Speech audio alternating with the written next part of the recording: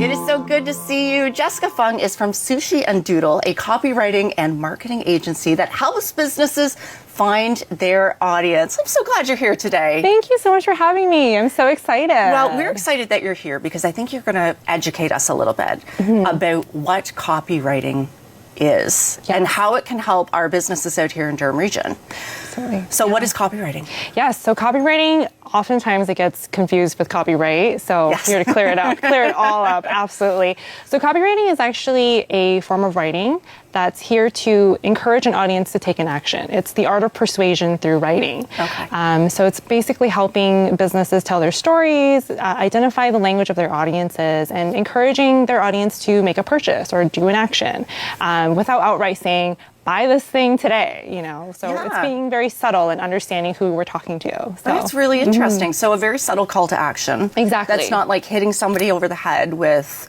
you know, buy now, right? Exactly. Yes, because that's very aggressive, and we want to be tasteful, right? So and there's an art to it too, right? And there's a reason why copywriters exist because the vast majority of us are terrible at it, and especially as a business owner.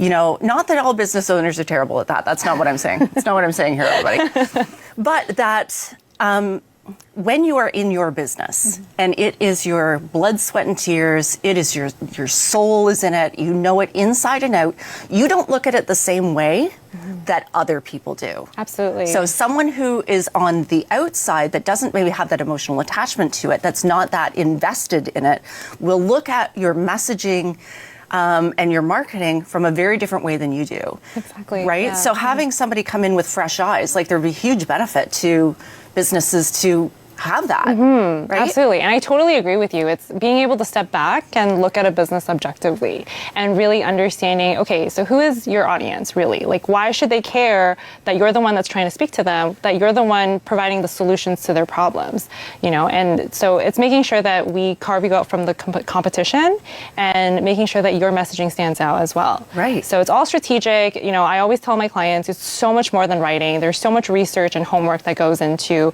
you know, creating that story, creating that messaging that's strategic, not just creative, that it's intentional, that we're not just writing for the sake of writing. We're actually here to do something for you at the end of the day. Right, and giving that cohesiveness too. Exactly. Right, so that all those pieces of marketing or copywriting, all that messaging that comes out, the tone is the same. You know, the language is the same, the cadence is the same, like that it is recognizable and doesn't deviate.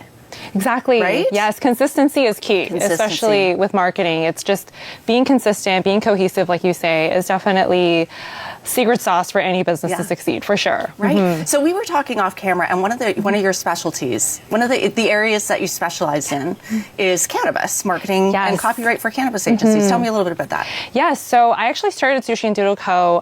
As a freelancer, to be completely honest, and I saw this opportunity as cannabis was just about to be legalized in Canada to really learn in the field because I was really interested in business and entrepreneurship, but I wasn't sure what exactly I wanted to do. And so when cannabis was just about to be legalized, there were all these businesses, new businesses that were popping up, and I really saw this opportunity to learn in the field and do things on the go.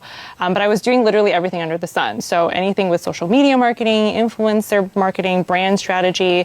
So I wasn't sure what that zone of genius was. And then I realized it was actually helping cannabis businesses find their story, find their voice, and figure out who their audience is because the competition is so thick, especially in cannabis. Yeah. So I think that's really interesting. And I think it's an interesting case study, right? Because I'm not sure of how many other industries kind of hit the market with that volume. Oh, I know. Right? It was crazy. Yeah. So and how they differentiate themselves, because they're not all the same, right? So how one cannabis shop, you know, makes its own sort of niche amongst all of your options out there. Exactly. Right? So that's what you do. Exactly. Yeah. So really carving them out from the competition, really, because there's so many shops coming up and there's so many different types of businesses that are niche towards cannabis.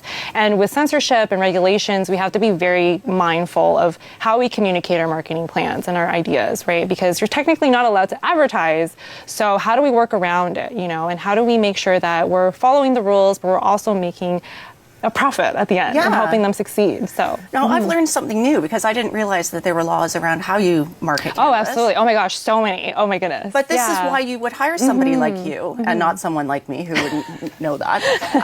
That, you know, there are regulations around it, and you don't want to find yourself on the wrong side of, you know, whoever is overseeing cannabis marketing. Exactly. That you get a fine or, you know, they shut you down or whatever it is. I don't know what the consequences would be if, you know, you did something that you shouldn't have. The consequences are definitely dire, so we have to be very, very mindful for sure. Right. A lot of the research is around, okay, what can we say? What do you want to say? How can we say it where it follows those rules and also respects your brand and your standards? So it's making sure that we're being very clear about our objectives as well. So, Right. Do you help with like with people on their websites and social media? Absolutely. Oh, yeah? Okay. Yeah, definitely. That's all part of the package. Oh, absolutely, yes, because marketing is not just one thing. It's all encompassing. It's really your communication strategy, right? And your website is just one of those items that's part of your communications. Right. Because it's basically your online storybook. Yes. And so, you know, nowadays, for me as a marketer, if you're not online, you kind of don't exist. No, exactly. You know? So,